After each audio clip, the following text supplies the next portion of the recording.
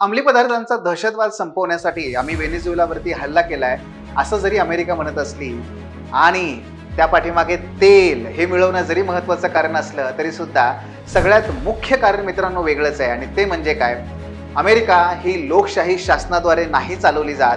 America चालवली जाते तिथल्या सत्ता अभिजनांद्वारे म्हणजेच पॉवर एलिटद्वारे. मित्रांनो, अमेरिकेमध्ये 3 प्रकारचे एलिट आहेत. Number 1 political elite. हे काय करतात तर राष्ट्राध्यक्ष व त्यांचे मित्रमंडळ. दुसरे आहेत ते म्हणजे आर्थिक अभिजन, जे वेगवेगळ्या मोठमोठ्या MNCचे प्रमुख आहेत, भांडवलदार. आणि तिसरे आहेत लष्करी अभिजन, ते म्हणजे लष्कराचे प्रमुख आणि वेगवेगळ्या प्रकारची युद्ध सामग्री निर्माण करणाऱ्या कंपन्या. मित्रांनो, या तिघांना सतत आपलं वर्चस्व आणि सत्ता टिकवून ठेवण्यासाठी युद्धाची आवश्यकता असते. या युद्धाच्या माध्यमातून राष्ट्राध्यक्षांना तेथील संसाधनं मिळवता येतात. त्याचबरोबर लष्करी अधिकाऱ्यांना आपलं वर्चस्व दाखवता येतं आणि तिसरं, ज्या मोठमोठे भांडवलदार आहेत त्यांना सुद्धा आपल्यासाठी बाजारपेठ मिळते. मित्रांनो, हा नववसाहतवाद आहे.